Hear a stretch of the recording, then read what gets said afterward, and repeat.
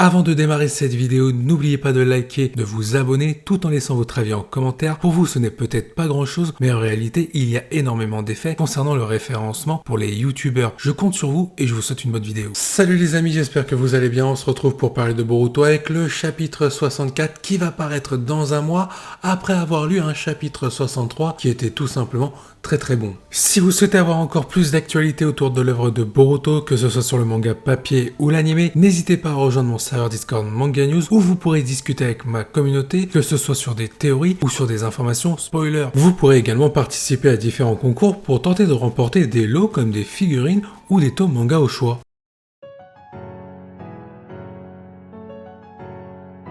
Justement, il est temps de faire un petit récapitulatif de ce qui s'est passé dans le chapitre 63 qui mettait en avant le combat entre Boruto et Kawaki face au personnage de Code, un personnage plutôt cynique mais aussi plutôt dans la complexité d'une situation car Boruto étant un Ototoki par rapport à Momoshiki, Code est vraiment dans la difficulté à vouloir le tuer car il doit honorer la volonté des Ototoki et pour le coup, tuer un Ototoki ne fait pas forcément partie de ces valeurs-là. En tout cas, il faut le dire, dans ce chapitre-là, on a eu le droit à des développements très sympas individuellement pour les personnages, malgré quelques petites déceptions. Je vais y revenir après, ça concerne surtout Naruto, mais pour revenir au personnage de Boruto, on voit un personnage déterminé dans ses valeurs de shinobi à sauver Kawaki, qui lui est déterminé à se sacrifier en allant avec l'équipe de Code pour laisser Konoha et surtout Naruto en vie pour pas qu'il ne se fasse attaquer face à Code. Et comme je l'ai dit, on retrouve à la fois un personnage de Code dans la furie et limite incontrôlable dans sa violence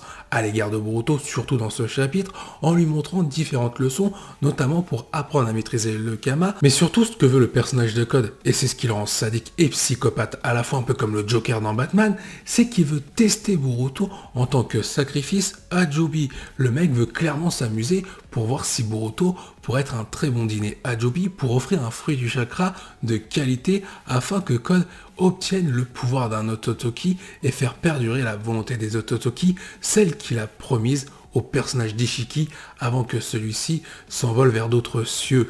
Et pour le coup, on retrouve d'un côté le personnage d'Eda qui est inquiète concernant l'état de santé de Kawaki par rapport à la violence de Code. Eda est d'ailleurs très énervé à l'égard de Code car celui-ci a coupé le contact pendant qu'il était en train de combattre le personnage de Kawaki. Eda était forcément irritée de la décision de Code. Mais heureusement dans ce chapitre, elle s'est réjouie car elle veut connaître beaucoup plus le personnage de Kawaki qui souhaite la rencontrer par rapport à la situation car Code n'est pas réceptif aux propos de Kawaki et surtout à sa demande de partir avec eux et il pense que la personne qui commande Code pourrait être elle, par contre, plus réceptive. Évidemment, la personne qui commande Code, c'est Eda. Et forcément, ça la réjouit, ça la fait rougir par rapport à tant d'émotions. Le fait que Boruto veuille protéger Kawaki, le discours l'a ému, mais surtout le fait que Kawaki veuille lui parler. Il n'est d'ailleurs pas impossible que dans la suite de l'œuvre, Eda, étant jalouse de la relation entre Boruto et Kawaki, propose à Kawaki, et en convainquant le personnage de Code, que Kawaki pourrait venir dans leur équipe, mais à condition que Kawaki rompe tout contact avec Boruto ainsi que le village de Konoha, et en échange, Eda ainsi que Code laisseront le village ainsi que Naruto en vie.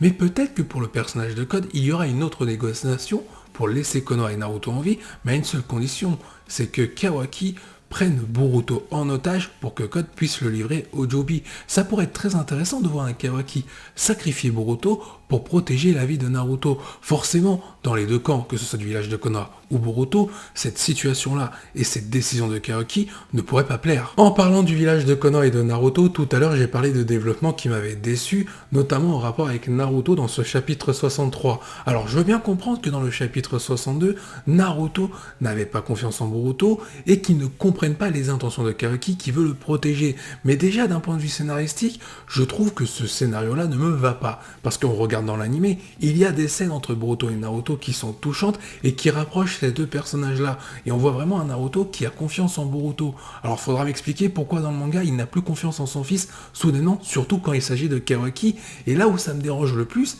c'est que Naruto ne comprenne pas encore que Kawaki est prêt à se sacrifier pour lui. Je rappelle que Kawaki a failli mourir face à Delta en protégeant Imawari et Naruto, et qu'il était sur le point, même s'il a bluffé Ishiki, il était sur le point de se sacrifier une nouvelle fois pour Naruto face à Ishiki Otsutsuki. C'était évident que Kawaki allait faire ça, notamment face au personnage de Code. Surtout qu'on n'oublie pas que dans l'anime, Kawaki a failli se barrer déjà une fois et que c'est Shikamaru qui l'a retenu pour qu'il reste au village de Konoha. Et dans ce chapitre 63, rien ne s'arrange, Naruto et les autres shinobi du village de Konoha, qui je rappelle est le meilleur village en termes de sécurité, de défense et d'offensive pour mener une attaque, et là, ils se font avoir littéralement par Kawaki et en plus ils mettent du temps à comprendre que Boruto a quitté le village de Konoha pour que Naruto commence enfin à partir à leur recherche pour retrouver Kawaki et Boruto qui sont désormais face au personnage de Code. Je trouve que d'un point de vue scénaristique, même s'il faut justifier l'absence de Naruto pour mettre en avant le personnage de Boruto, Kawaki ainsi que le personnage de Code ainsi qu'amener le tournant de l'œuvre de Boruto,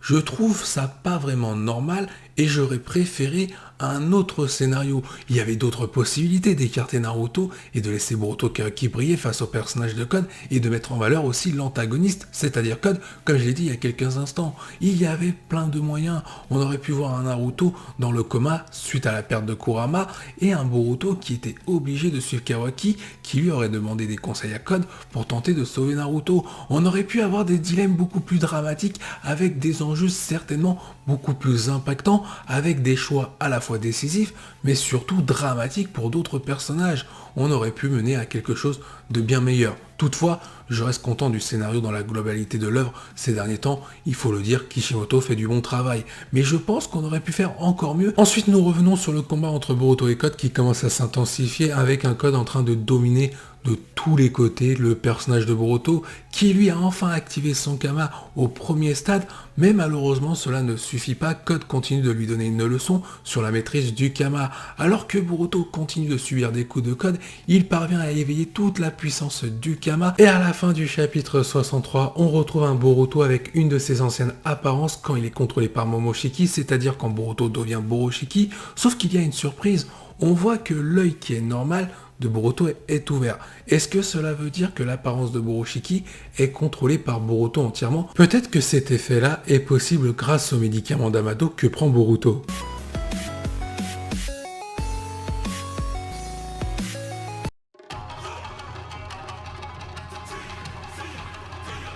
Bien, maintenant je vous propose de regarder toutes les informations concernant le futur chapitre de l'œuvre Boruto, c'est-à-dire le chapitre 64, date de sortie, ainsi que la preview accompagnée de son analyse. En termes de sources, on va retrouver Manga Plus et Boruto France concernant la sortie du chapitre 64, et pour la preview, c'est celle qui a été laissée en fin de chapitre 63. Commençons par tout ce qu'il faut savoir avec la sortie du chapitre 64. Date de sortie du chapitre 64. Le chapitre 64 de Boruto sera disponible en intégralité et en version japonaise à partir du 18 novembre sur le serveur Discord de Manga News. Le 20 novembre 2021, le site Manga Plus proposera la version anglaise et espagnole du chapitre 64. En ce qui concerne la version française du chapitre, elle sera disponible sur le site Boruto France entre le 21 et le 22 novembre 2021. Pour les premiers spoilers tels que les pages et le résumé complet du chapitre, ils seront disponibles à partir du 15 novembre 2021. Enchaînons directement avec la preview du chapitre 64. Preview du chapitre 64 de Boruto. Face à une menace écrasante, Boruto libère les pouvoirs de son Kama qu'il avait supprimé, cette apparence visuelle et cette forme sont. Je vous propose de donner une note sur 5 par rapport à la preview et la hype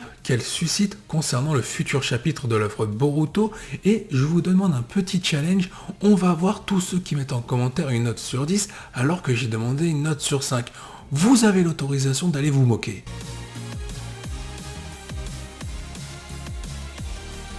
Pour cette partie analyse, on va commencer par parler du pouvoir de Boruto qui s'éveille à la fin du chapitre 63 concernant son Kama. Est-ce que l'apparition du Jogan va avoir lieu dans le chapitre 64 ou tout simplement que c'est un Byakugan contrôlé par Boruto? Malheureusement, je vais vous décevoir, mais le Jogan ne sera pas dans le manga. Alors oui, peut-être qu'il pourra apparaître plus tard dans l'œuvre de Boruto, mais sur ce qu'on a vu à la fin du chapitre 63, c'est la même pupille qu'on retrouve dans le chapitre 1 avec un Boruto en train d'activer son Kama face à Kawaki. Là, on retrouve un Byakugan qui a l'air démuni de ses fonctions, preuve que Momoshiki ne contrôle pas Boruto. Après, peut-être qu'il y a une possibilité, comme je l'ai dit lors du récap du chapitre 63, qu'il y ait 50-50, Boruto qui contrôle la moitié de son corps et Momoshiki l'autre partie, une alliance temporaire pour vaincre le personnage de Code. Toutes les possibilités ne sont pas à exclure. Par contre, concernant le Jogan, je suis désolé, je pense que ça va rester une exclusivité à l'animé. Par contre, information très intéressante qui n'est pas clairement expliquée dans ce chapitre, c'est plutôt subtil, mais si on compare la scène qui nous est proposée dans ce chapitre avec le chapitre 1, on peut déduire qu'Amado est toujours présent après l'ellipse en train d'aider Boruto, car Boruto, s'il contrôle Momoshiki dans le chapitre 64, ça veut dire que c'est les mêmes procédés qu'on retrouve dans le chapitre 1 avec un Boruto face à Kawaki.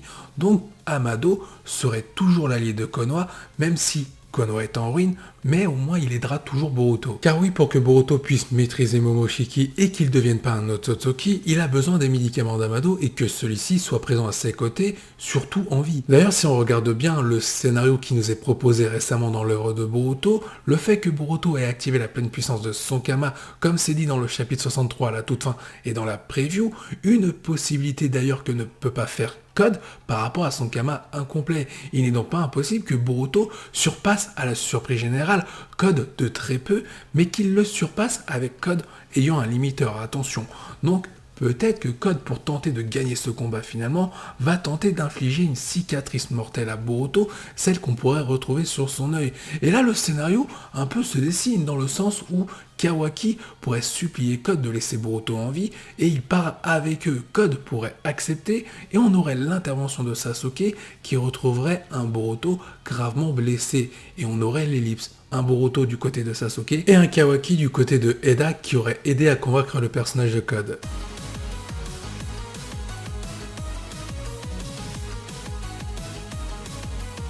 Merci d'avoir suivi cette vidéo, je vous dis à la prochaine, portez-vous bien et n'oubliez pas que la volonté du KT soit avec vous.